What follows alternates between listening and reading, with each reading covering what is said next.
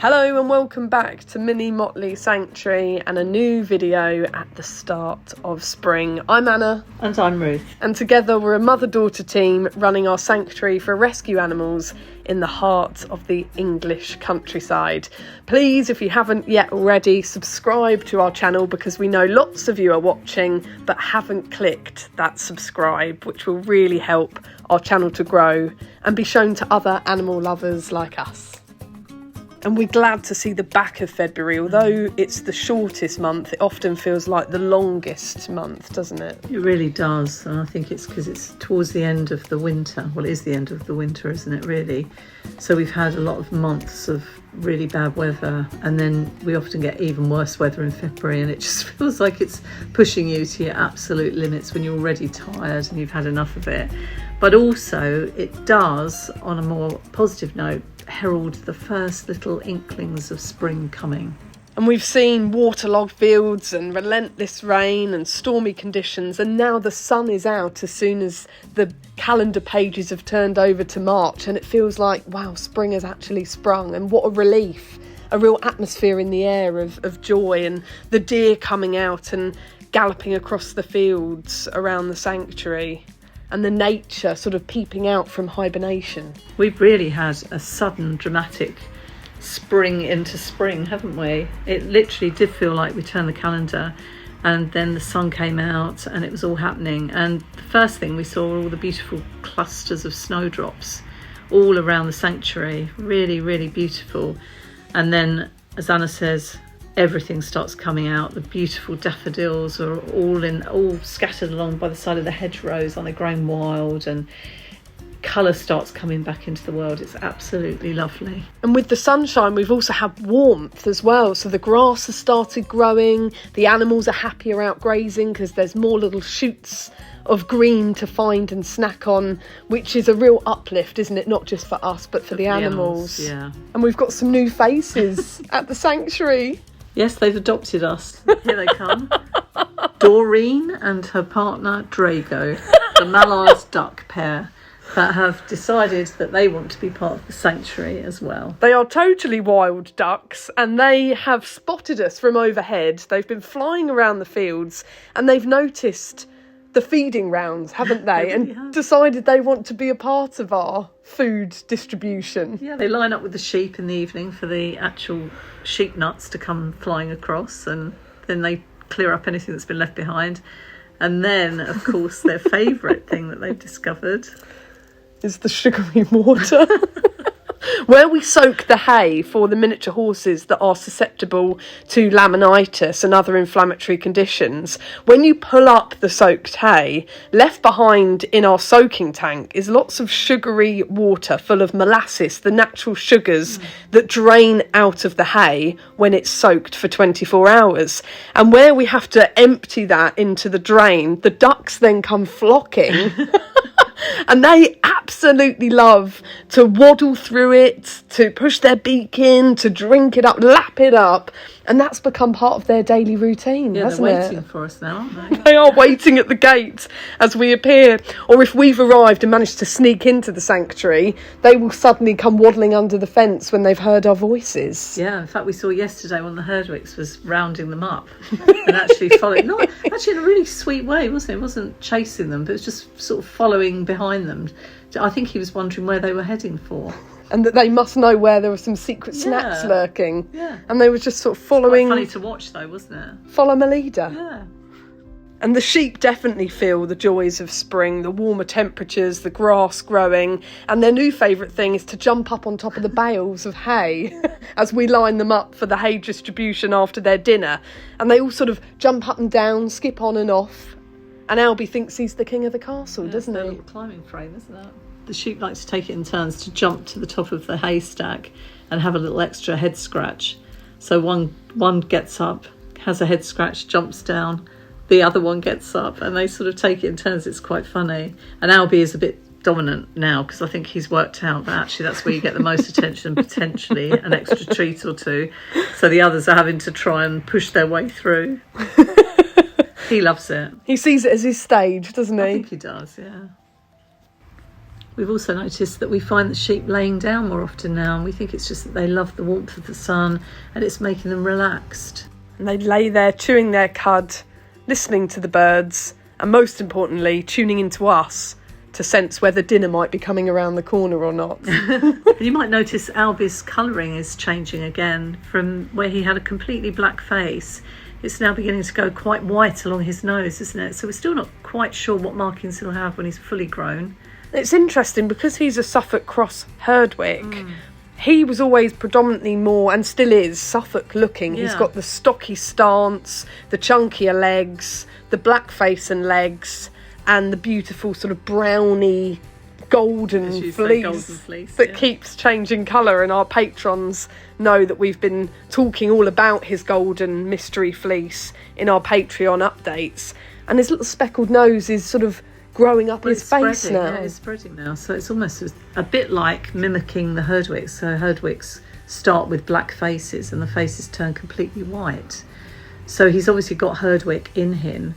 Whereas it looked like he would maintain a completely black face and then just have a little white tip on his nose. It's actually, the white is beginning to take over. So I wonder whether he will go predominantly white-faced, which will look a bit odd with black legs and a golden fleece. But anyway. And he's got such a Suffolk face with his long droopy ears that is so distinctive as part of the Suffolk breed. It will look bizarre if he's then white. Unusual. So we'll have to document his colour changes throughout the year.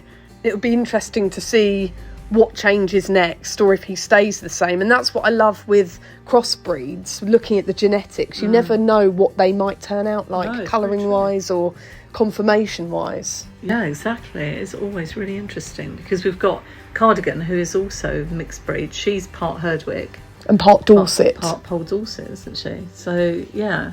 And she really does look like a complete combination. So, yeah, you're right. You never know what they're going to end up looking like, really. She's got a little fluffy tuft on her head, like the Dorset, hasn't she?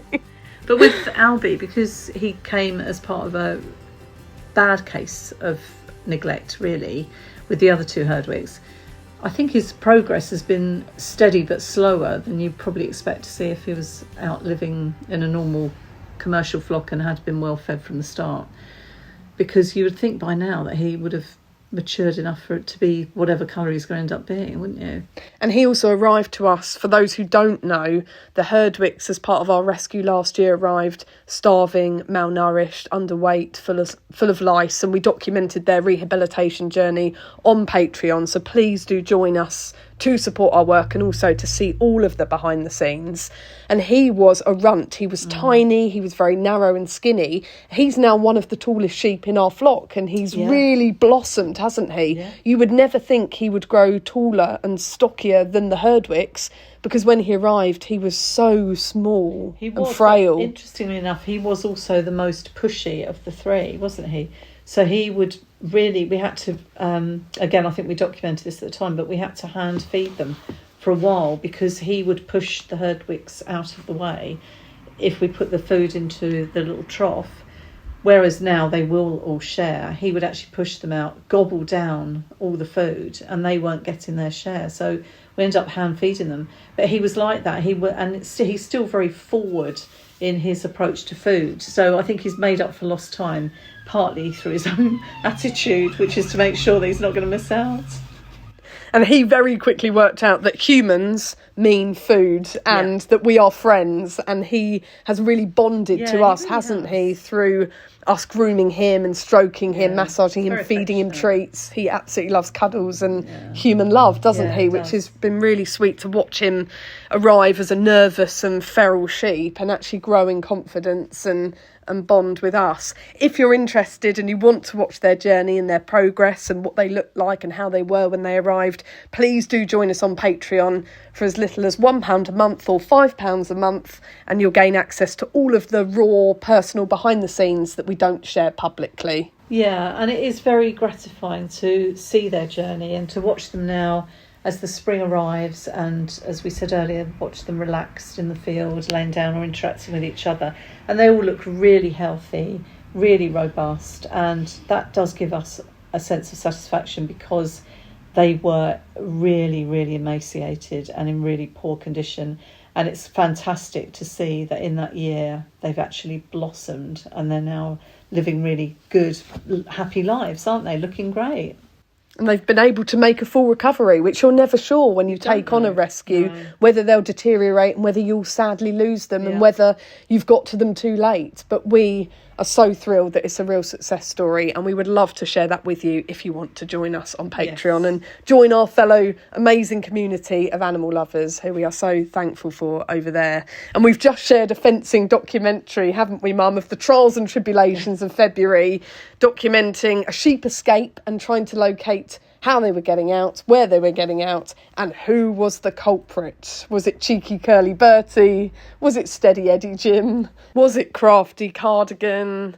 Could it be the nimble and swift Herdwicks? You'll have to find out on Patreon. Please do take a look. We'd be so grateful for your support, and it will really help us and the animals. And one of the inevitable byproducts of the good diets that we give our animals is what goes in must come out. So lots and lots of poo picking is always just part of the routine that we go through. But it was particularly difficult during the wet weeks where the ground was so boggy and a bit grim, really. More grim than usual. And actually, where it's been poo picking, it was more like poo fishing it out of the puddles, wasn't it? We have our little honesty station where we pop our bags of manure and local gardeners come and collect them for a few pence, don't they, Mum? Which has been very satisfying. Yeah, don't let anyone tell you there's no money in poo, because there really is. We can make a few pence a bag, can't Exactly. we? Tuppence a bag. We had 5 bags the other day and someone gave us £5 for them. That was, I thought, actually quite wonderful. And what a circle of life that our animals' poo is then going and enriching people's gardens and flower beds in the spring. It has a whole other life, doesn't it? And then it goes back into buying treats and food for the animals again. So it is, full circle.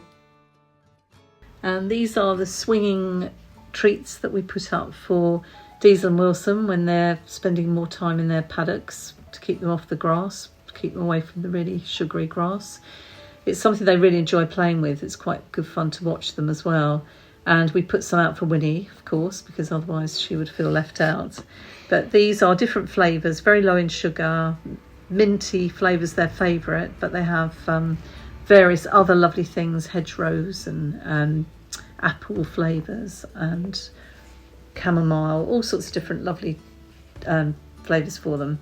And we put some on the stable door, some hang from the rafters of the outdoor stable. And Winnie has hers on a gate and she crashes and bangs around with it, doesn't she? But they really enjoy this. It's a bit of enrichment for them. In addition to that, we have the hexagonal balls that have treats in as well. So these are all important things to add a bit of enjoyment to their day when they're not able to be out in the fields as much as we'd like because of the laminitis. And we made a shocking discovery about Diesel's illness. You'll know that he's been very poorly this winter time, and we've updated our Patreons in a very raw and personal podcast episode. So if you want to join our community, please do come on over, and we will do a YouTube update very soon as to what's been happening. But we're thankful to say that he's finally starting to make a recovery now. Yeah, and it just goes to show that even though we've been trying really, really hard to make sure that he's well looked after, sometimes things are happening behind the scenes that you're just not aware of. So as Anna says, fortunately we've dealt with that now and he's on the mend.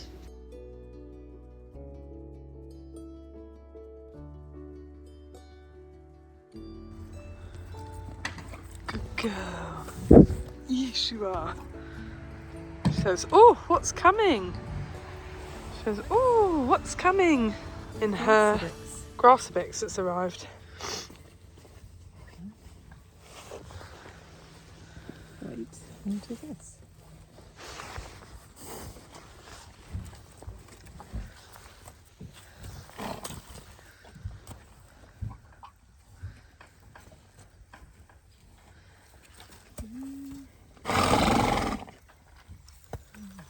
Very excited for her newfound love and passion for Grassabix. It's been cold, it's all got, Oh, is it frozen on?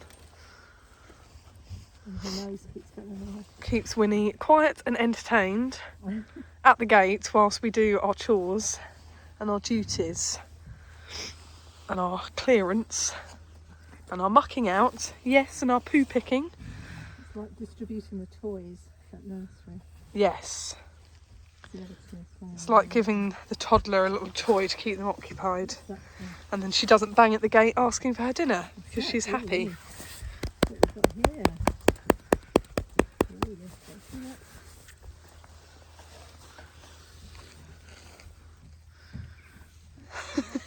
She's stretching. love this one. You're getting some good stretching exercises in there, Winnie, aren't you? Your morning or afternoon yoga. Yes. Here it is. Ooh, look at that. Here we go. The passion and energy. You lose your fingers and your hands in the process. Get away from those teeth.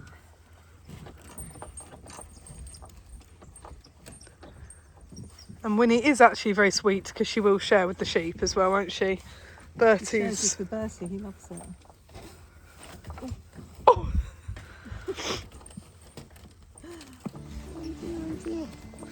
Fence cam. And Winnie, although she lives outside, will have a grass bix on the side of the fence whilst dinner is being made up, just to keep her happy and quiet and give her something to play with whilst we're serving up the dinners and doing the evening food and hay rounds, and it keeps her occupied. But what's really sweet is that Bertie comes to join her, and they've got a really lovely friendship, haven't they? They really get on well, these two, and she's so tolerant. I think safe to say most horses would not be keen on sharing a treat like that, but Particularly with the sheep. particularly with the sheep. But he doesn't. He seems to know that she doesn't mind at all, because he comes bustling through, and actually will often start eating it before she even gets a chance. She just doesn't mind. She just shares really nicely with him. And it is funny when it gets. Sometimes she'll take a big bite of it, and then because it's flaky hay texture, it all scatters. The remnants of it scatter all over his fleece, and then we see the other sheep come up and eat it from his back. So this really does get shared around, this one. It not only feeds the herd, but it feeds the flock too. That's it. It's the gift that keeps on giving. And whilst Bertie thinks he is in fact actually a pony and deserves the very Yes. nutritious grass bix and enrichment toys on the gate, the other sheep are quite happy with their hay, their sections of hay and their bales of hay out in the field. They will hold back, they won't try and barge through and share with Winnie. They'll keep their distance, they'll eyeball us, and then they'll wait for the bales of hay to come out into the field. They'll chase us and skip after us and run and jump in celebration that the hay has arrived, and they love to root through the sections. I think because this particular hay distributor that we're using, this farm merchant, the hay has got lots of little leaves and flowers and buds in. No poisonous plants at all, it's all safe, but beautiful sort of meadow embellishments, if you like, from meadow fields, and the sheep absolutely love digging through, rooting through, foraging, and it gives them lots of extra nutrition by having this addition, because often lots of bales of hay will just be the dried grass compressed into sections, but this has got lots of little added benefits and herbs and flowers in. Yeah, which is lovely, because it's almost giving them a proper grazing and meadow experience, isn't it? Yeah, well, we have very little grazing at the moment, where the fields are so muddy and wet and boggy. It's really making up for the fact that our fields are empty. That's true. And we've had to have so many extra hay deliveries this winter, which has been a bit gutting, because the cost of hay is rising.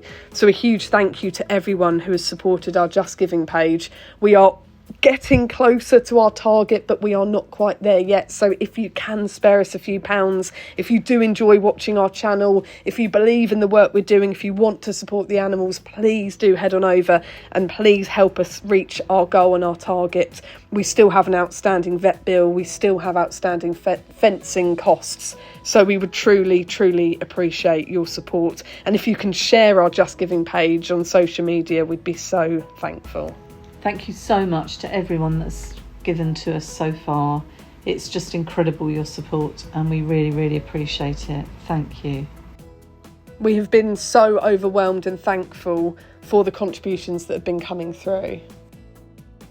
If you want to find out more about this little man, we've also uploaded Wilson's rescue story in full on our Patreon in an exclusive podcast episode. There is so much to see, so please do come on over and see if you'd like to join our Patreon community for animal lovers.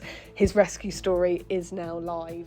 And we do find going back and reminiscing on the rescue stories and sharing the journey of their rehabilitation quite emotional, Mum, don't we, to recount it and to tell their stories? We do find it a bit emotional going back to look at their histories, to remind ourselves of what they went through before they came to live with us and how brave and resilient they've been in their recovery. If you want to hear their stories, please do pop on over to our Patreon. We're going to leave you with a clip of Jim having a nice bum scratch on the gate, the ever characterful personalities at the sanctuary always never failing to make us laugh. And showing us what it means to really live in the moment. Thank you so much for watching. If you haven't already, please click subscribe because it really helps our channel get seen to other animal lovers like you. Please give us a like, a thumbs up, share the video and comment below. Let us know where you're from in the world, where you're watching from, and if you've got a favourite character from our sanctuary. If you're new here and you didn't know, we also have a Sanctuary online gift shop on Etsy. The link is in the description below if you want to check out our shop, full of gifts and decorations handmade by us using the fleece from our rescue sheep. So every sale helps our animal sanctuary and helps a real rescue sheep in need. There are lots of gifts on there, perfect for Mother's Day and Easter and springtime. Or if you want to treat yourself and have a little sheep of your own that won't cost you any money to feed, and you won't have to clear up after them either. They can just sit on your shelf or in your car and remind you of these little sheep that live at the sanctuary. Thank you so much, and we'll see you next week in a brand new video. Thank you. Everywhere I turn, there are sheep. Everywhere I turn, there are sheep.